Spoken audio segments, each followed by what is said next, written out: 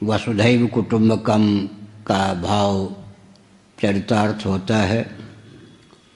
पृथ्वी, पानी, प्रकाश, पवन, आकाश और इनके समाश्रित रहने वाले जितने स्थावर जंगम प्राणी हैं, सबके उद्गम स्थान श्रीमन नारायण और ब्रह्मा ही सिद्ध होते हैं। पूर्वजों के भी पूर्वज श्रीमन नारायण, गुरुओं के भी गुरु सिद्ध होते हैं।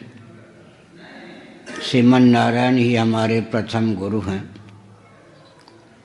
भगवत पाद शंकराचार्य महाभाग गुरु परंपरा में 10वें स्थान पर सिद्ध होते हैं।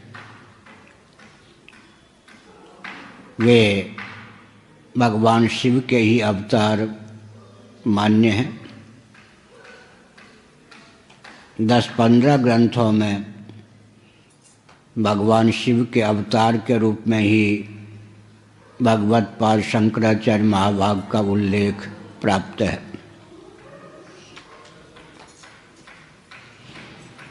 ईस्वी सन से 507 वर्ष पूर्व भगवत पाद शंकराचार्य महाभाग का आविर्भाव सिद्ध होता है। अनभिज्ञ और षड्यंत्रकारियों ने उनके काल को बहुत कम करके प्रदर्शित किया है।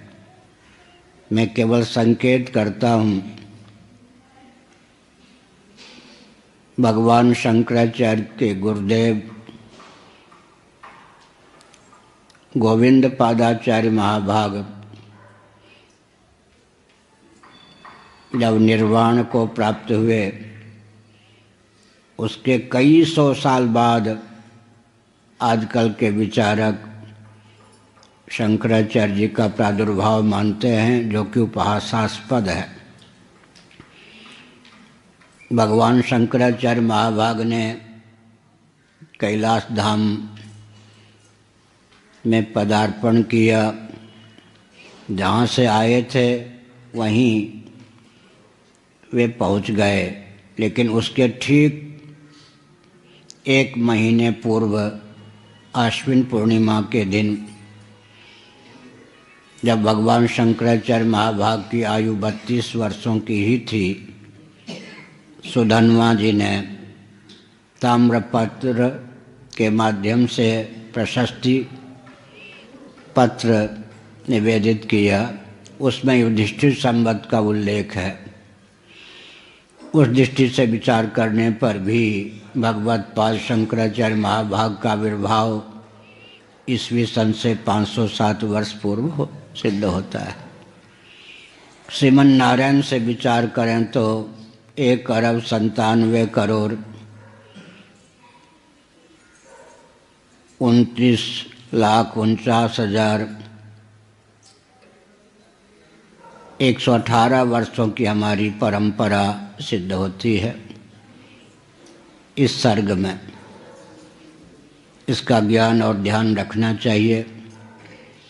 संन्यास यद्यपि श्रौत आश्रम है,